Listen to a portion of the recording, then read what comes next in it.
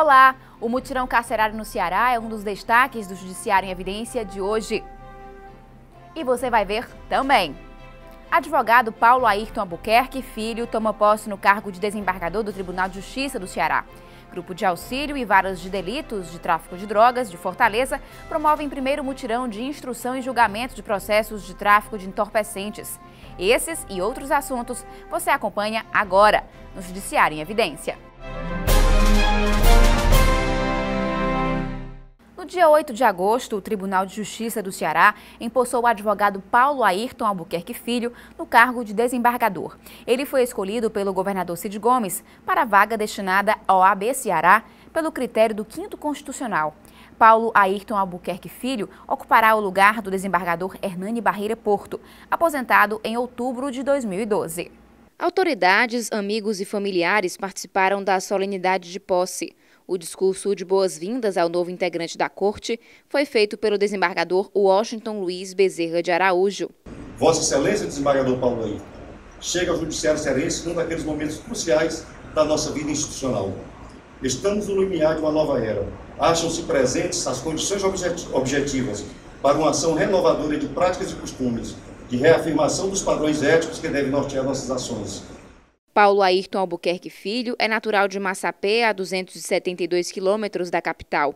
Formado em Direito pela Universidade de Fortaleza, atuou por 13 anos como advogado. A gente está pensando em fazer um plano de gestão interno no gabinete para atender a sociedade civil como toda, a advocacia e prestar um excelente serviço no Tribunal de Justiça, que agora é minha casa, né? Ninguém consegue chegar numa lista tríplice num processo como esse se não tiver muito mérito, mas não havia que ser escolhido.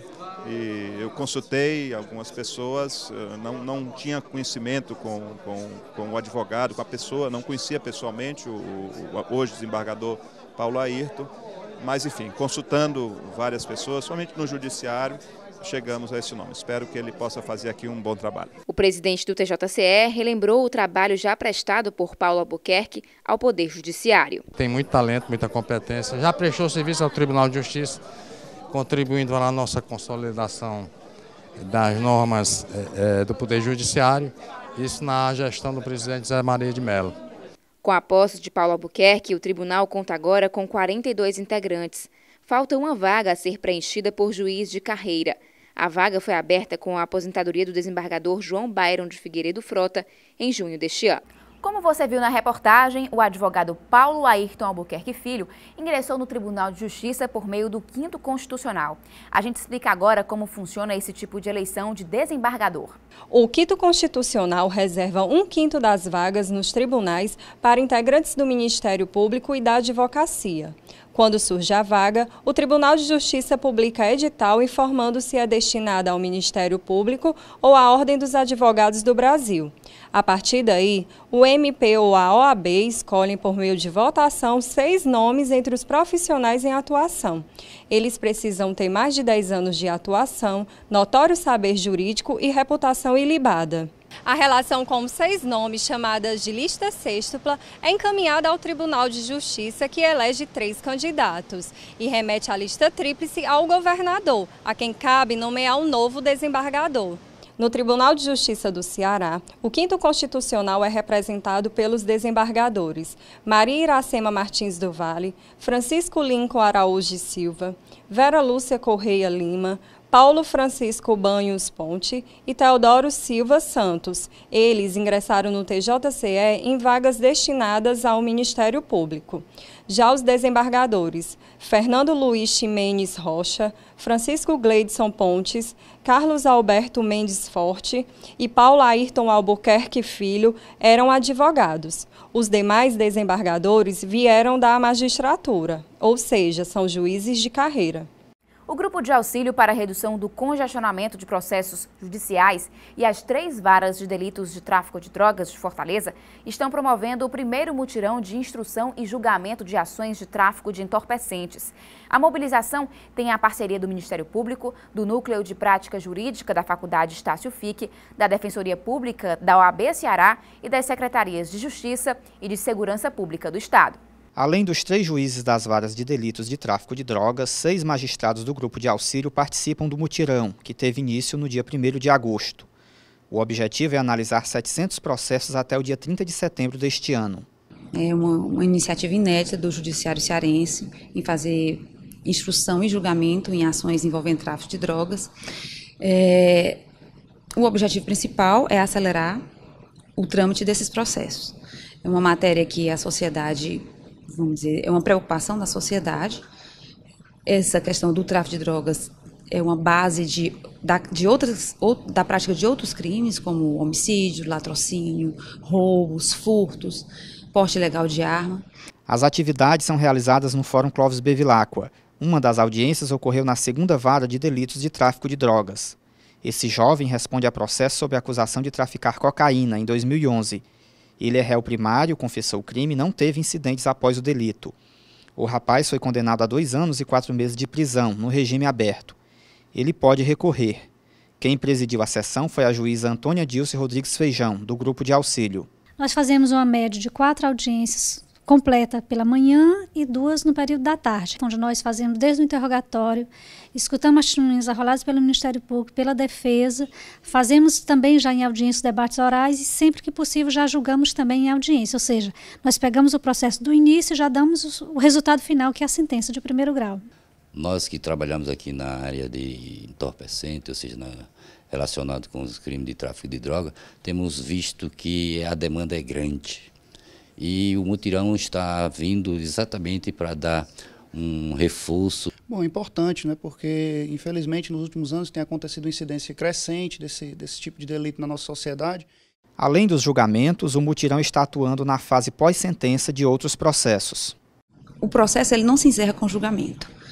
Após a sentença, seja condenatória ou absolutória, as partes têm que ser intimadas, porque podem querer intentar algum recurso para que aquela decisão seja reavaliada pelo tribunal.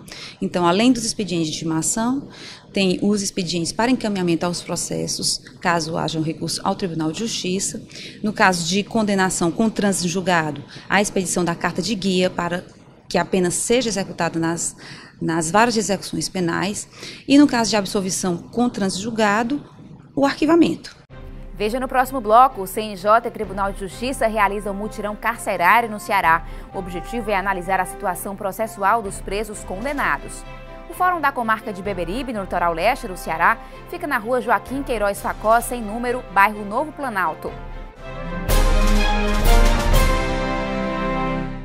A Ouvidoria-Geral da Justiça do Ceará recebeu mais de 2.400 manifestações no primeiro semestre deste ano. Em comparação com o mesmo período de 2012, o número representa aumento de 20,88%. As demandas são relacionadas à tramitação de processos e outras informações ligadas às comarcas, pedidos de informação, reclamações, agradecimentos, denúncias, sugestões e elogios. Mais de 97% das manifestações foram feitas por e-mail, totalizando mais de 2.300 demandas. A ouvidoria fica localizada no Tribunal de Justiça em Fortaleza. O atendimento é feito das 8 da manhã às 6 horas da noite, de segunda a sexta-feira. Os telefones são 85-3207-7428 e 7430. O e-mail é ouvidoriageral@tjce.jus.br. A abertura do mutirão carcerário no Ceará ocorreu no Fórum Clóvis Bevilacqua, em Fortaleza. A iniciativa está sendo realizada na capital e em Juazeiro do Norte, na região do Cariri.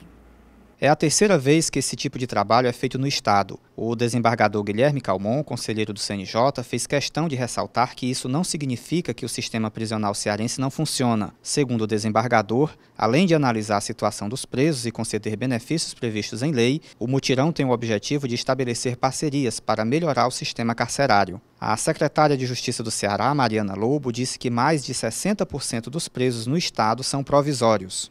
O Estado do Ceará hoje tem a 6ª maior população carcerária do Brasil. Chegamos aí a 19 mil internos, com uma população carcerária bastante heterogênea, que isso reflete no grande número de presos provisórios do Estado. Mais de 60% dos recolhidos hoje são presos provisoriamente. E o maior desafio hoje do Brasil é como a gente pode abrigar essas pessoas de maneira adequada, mas mais do que isso, fazer com que os direitos dessa população carcerária sejam garantidos.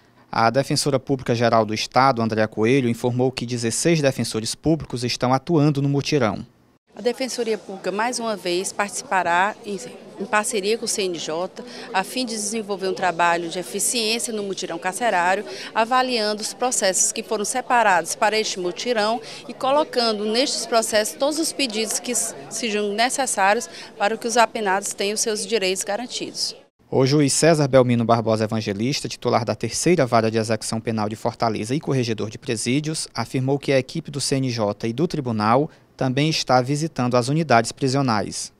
As varas de execução penal, em parceria com mais 6 juízes de direito, analisarão os pedidos de concessão de benefício e, além disso, visitará, por meio da Corregedoria dos Presídios, os estabelecimentos penais, junto com o Conselho Nacional de Justiça, com o intuito de mostrar a realidade do nosso sistema penitenciário. Montamos uma logística com 2 polos, o polo de Fortaleza e o polo de Juazeiro do Norte. O polo de Fortaleza será coordenado por mim, enquanto que o polo de Juazeiro do Norte será coordenado pela colega Maria de Fátima, que é juíza no estado do Pará.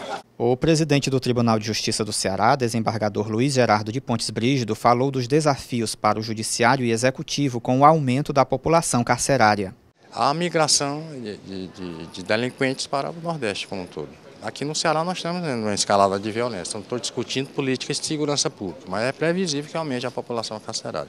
A reincidência é muito elevada. Ainda na abertura do mutirão carcerário, houve a entrega do selo do programa Começar de Novo, do CNJ, para empresas que colaboram com projetos de ressocialização do judiciário cearense. Para falar sobre o mutirão carcerário, eu recebo o desembargador Guilherme Calmon, conselheiro do CNJ, e a juíza Luciana Teixeira de Souza, titular da 2ª Vara de Execução Penal de Fortaleza. Sejam bem-vindos. Muito obrigado. Desembargador, o mutirão carcerário é promovido em todo o Brasil? Sim, o Conselho Nacional de Justiça tem realizado mutirões carcerários durante esse período da sua existência em todo o Brasil. E aqui no Ceará estamos realizando a 3ª edição do mutirão carcerário. Como é feito o calendário e qual o objetivo? Na realidade, o calendário ele é objeto de uma programação feita com antecedência. Então, desde início do ano de 2013, já foram agendadas e programadas as realizações de vários mutirões. Já tivemos a oportunidade de fazer mutirão no Rio Grande do Norte, no Piauí, está terminando um no estado de Minas Gerais.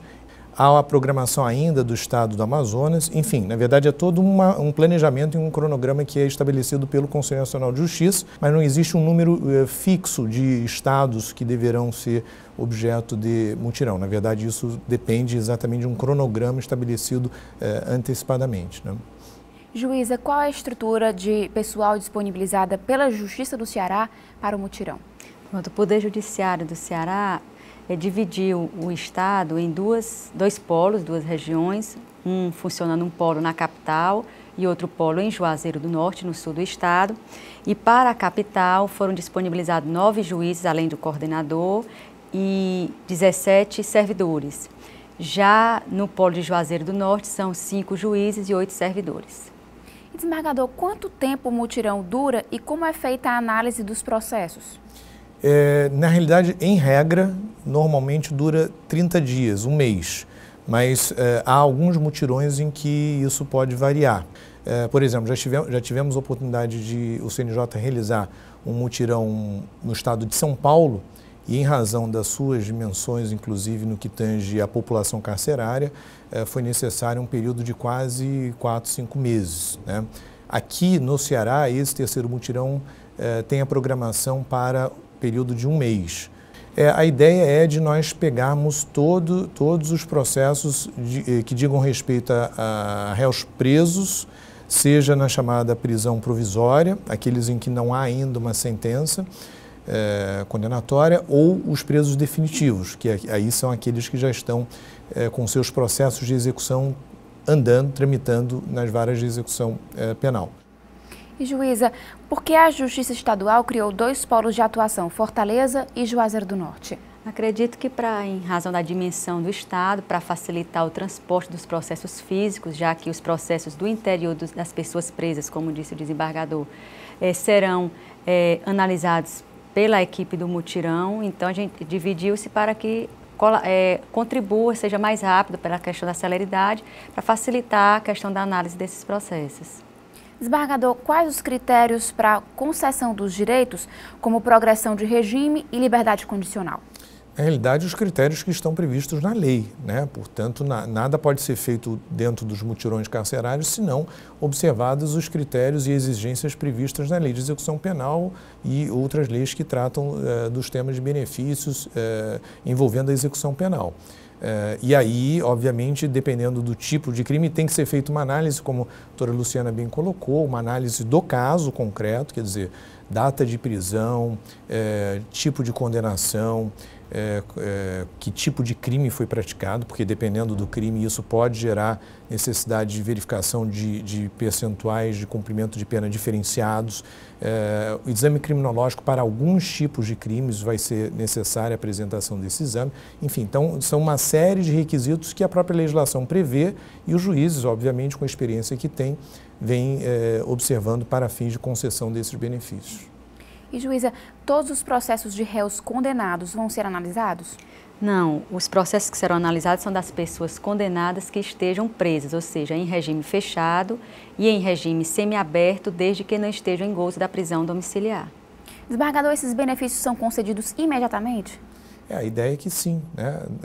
Havendo já todos os elementos necessários, passando pela análise dos funcionários específicos que estão designados para atuar nos mutirões, com observância, obviamente, desses critérios e passando pelo Ministério Público e pela Defensoria Pública, e quando não houver advogado privado, advogado constituído, o juiz, então, terá a oportunidade de analisar os casos e, sendo a hipótese, conceder o benefício de modo imediato. Desembargador, o que exatamente levou o CNJ a promover o mutirão carcerário? Na realidade, esse é um projeto que vem sendo desenvolvido há tempos. O objetivo é exatamente contribuir para todos os poderes judiciários locais, como no caso aqui o Poder do Estado do Ceará, possam se beneficiar da expertise, né, ou seja, do know-how que o Conselho Nacional de Justiça tem obtido na realização dos mutirões. Então, seja em matéria de capacitação dos servidores, seja em relação a algumas ferramentas que vêm sendo utilizadas, né, para que cada tribunal possa dar conta tranquilamente, sozinho, da realização desses mutirões. Aproveitando o gancho que o senhor falou, as varas de execução penal de Fortaleza desenvolvem um projeto semelhante que é o Justiça no Cárcere. Essa iniciativa tem reduzido a superlotação nas unidades prisionais, juíza? Pamela, é um reflexo natural de um mutirão, de uma ação como a nossa, no caso, o mutirão carcerário, e também dessa ação concentrada Justiça no Cárcere que nós desenvolvemos desde o ano passado. Mas esse a gente tem que deixar claro que não é o objetivo primeiro da Justiça, porque essa questão de superlotação, apesar de nos afligir e também ter reflexo no nosso trabalho, essa é uma responsabilidade maior do Poder Executivo. Nosso papel enquanto judiciário é aplicar a lei e fazer justiça. Mas quando a gente cria um projeto dessa natureza, em razão do número elevado de processos executórios que nós temos, então a gente vai à unidade prisional, com toda a equipe, a vara passa a funcionar dentro da unidade prisional, isso com a colaboração direta do Ministério Público e da Defensoria, que tem sido grandes parceiros nossos em todos os projetos. Então, quando a gente vai para lá, a gente passa a reanalisar esses processos. É claro que algumas daquelas pessoas vão ser beneficiadas com a progressão, com o livramento condicional, até mesmo caso de extinção de pena, como nós já constatamos. A gente faz agora um rápido intervalo e daqui a pouco continua falando sobre o mutirão carcerário no Ceará. O Fórum da Comarca de Camusim, distante 379 quilômetros de Fortaleza, fica localizado na rua 24 de Maio, sem número, no centro. O Judiciário em Evidência está de volta. Os nossos entrevistados são o desembargador Guilherme Calmon, conselheiro do CNJ, e a juíza Luciana Teixeira de Souza, titular da 2ª Vara de Execução Penal de Fortaleza. Estamos falando sobre o mutirão carcerário no Ceará. Desembargador, essa é a 3ª edição do mutirão carcerário no Ceará. O senhor pode fazer um balanço das edições anteriores?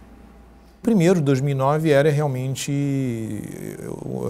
uma experiência muito nova para o Poder Judiciário local, né? O segundo, de 2011, já teve a base anterior do mutirão de 2009, mas ainda assim permitiu verificar que poderia haver aperfeiçoamento em relação ao que já tinha sido feito desde 2009 a 2011. Na realidade, naquele momento, nós ainda não tínhamos as 3 varas de execução penal instaladas aqui em Fortaleza. Realmente, essa foi uma medida muito importante, salutar. Questão também relativa a algumas rotinas cartorárias. O tema, que é um tema importante da virtualização, né, dos processos, que na realidade foi paulatinamente sendo implementado aqui no âmbito da comarca de Fortaleza em relação às varas de execução. Enfim, então a gente vem percebendo que há um aperfeiçoamento no sistema judicial. Juíza, qual é o objetivo da Lei de Execução Penal? O artigo 1º da Lei de Execução Penal, ele fala em efetivar o comando da sentença condenatória, da decisão criminal e também a harmônica convivência do apenado à sociedade. Então, o objetivo, além de punir, é a prevenção e a educação. E, desembargador, com relação ao mutirão, como está a situação do Ceará em relação aos outros estados? O estado do Ceará não é daqueles que tem um quantitativo tão significativo comparativamente a outros estados, São Paulo, por exemplo, Rio de Janeiro, Minas Gerais, enfim. Mas, por outro lado, também não é um estado que esteja entre aqueles de menor número de população carcerária. Há uma preocupação também muito grande por parte do Conselho Nacional de Justiça na identificação do percentual dentro dos 100% de presos provisórios e presos definitivos, né? E em termos globais, em termos nacionais, esse percentual é normalmente calculado em torno de 40%, no máximo 45% em relação aos presos provisórios do total de presos do Estado. Aqui no Ceará isso está acontecendo já há algum tempo, não é nesse mutirão, mas isso já foi constatado em mutirões anteriores, que há um número de presos provisórios em percentual superior a esse da média nacional. Há a possibilidade hoje, inclusive com base na nossa legislação, da adoção de algumas medidas que possam servir exatamente para substituir ou como uma alternativa à prisão provisória. Por exemplo, o uso de tornozeleiras eletrônicas e, portanto, o monitoramento de onde o preso está, ou de onde o réu está em razão desse acompanhamento. Isso já é previsto hoje até como medida cautelar no âmbito da legislação processual, portanto, em matéria de até mesmo se há necessidade de verificar o que ele está fazendo, isso pode ser feito. Aqui no estado do Ceará, a gente tem notícia de que há já um projeto em andamento por parte da Secretaria de Justiça, junto com o Poder Judiciário. Há uma perspectiva até o fim do ano de pelo menos mais 1.500 tornozeleiras eletrônicas, o que significaria mais 1.500 pessoas que poderiam estar soltas, mas monitoradas, né, e, portanto, não completamente sem controle, sem fiscalização, e vai, de certa forma, não resolver todas as questões relativas ao sistema prisional atual, mas pelo menos serviria, sim, como um mecanismo alternativo de grande valia. Juíza, a ressocialização é um direito do apenado? Com certeza, sim. A própria lei de execução, quando ela prevê lá dentro os direitos, ela prevê o direito ao trabalho, o direito ao estudo, o direito à assistência religiosa, assistência material, assistência à saúde, e tudo isso somado, ela forma exatamente a questão da ressocialização. Ela traz exatamente, fator, né, importante para a ressocialização. Desembargador, a ressocialização é um dever apenas do Estado? Acho que de toda a sociedade, né? Na verdade, todos nós temos uma responsabilidade pelos outros, né? Pelos outros no sentido mais amplo do termo. Na verdade, a sociedade precisa se conscientizar da importância do seu envolvimento também em relação a essas questões. Aqui no Ceará, o projeto Fábrica Escola se encaixa nesse perfil de engajamento? Nós temos alguns projetos que vêm sendo realizados. Eu pude até fazer uma visita, né, ao local onde está hoje Fábrica Escola. Nós ficamos muito bem impressionados por tudo que nós vimos ali, o que vem acontecendo, enfim, realmente a ideia de, em alguns momentos, como no caso de regime fechado ou mesmo regime semiaberto, a possibilidade da pessoa poder ser reinserida, inclusive com capacitação para o trabalho, com estudo, com educação, enfim. Há exemplos concretos de pessoas que até puderam ingressar na universidade, ainda que cumprindo uma determinada pena privativa de liberdade, e isso só vem exatamente a demonstrar que é possível ser feito, né? Juíza, a superlotação e a falta de ressocialização são os principais problemas do sistema prisional brasileiro?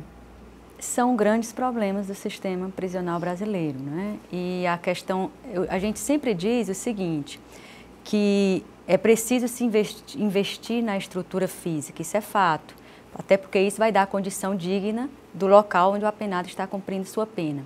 Mas enquanto o Estado, enquanto a sociedade não perceber que precisa se investir no homem, no ser humano que está ali dentro, a gente não pode pensar em querer ver uma sociedade mais pacificada, porque desde o momento que o preso ingressa naquele local, num presídio, numa unidade prisional, a partir do momento que ele ingressa, ele teria que ter um olhar humanizado, desde o agente penitenciário, aos serviços que fossem prestados a ele ter oportunidade de trabalho, de aprender um ofício, ter desenvolvido a questão espiritual, porque também é importante nesse processo de ressocialização, a família dele ser chamada para perto, para compreender esse processo, que ele vai retornar para esse meio. Então, assim, enquanto o Estado, né, que é quem está com o preso lá, e nós também que estamos aqui fora, que podemos fazer e dar exemplo de atividades, de ações que possam colaborar com essa oportunidade, pelo menos de se dar uma oportunidade a essas pessoas,